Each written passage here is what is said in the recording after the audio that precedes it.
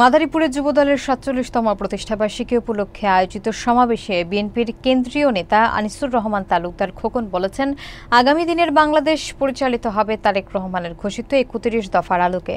তিনি আরও বলেন, এই ৩১ দফাই হবে রাষ্ট্র পুনর্গঠনের রূপরেখা, আর তারেক রহমান হবেন নির্যাতিত মানুষের কণ্ঠস্বর।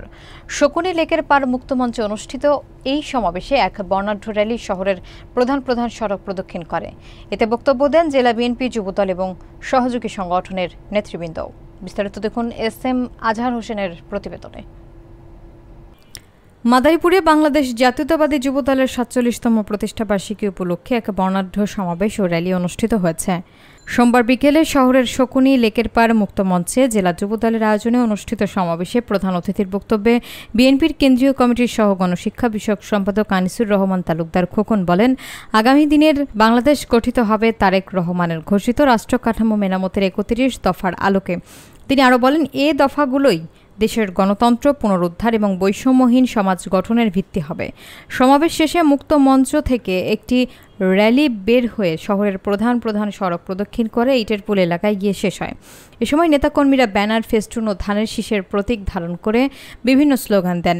অনুষ্ঠানে সভাপতিত্ব করেন মাদারীপুর জেলা যুবদলের আহ্বায়ক ফারুক ব্যাপারী। উপস্থিত ছিলেন জেলা বিএনপির আহ্বায়ক অ্যাডভোকেট জাফর আলী মিয়া, সদস্য সচিব জাহানদার আলী জাহান, যুগ্ম আহ্বায়ক মিজানুর রহমান মুরাদ সহ জেলা এবং অঙ্গ সংগঠনের শতাধিক নেতাকর্মী।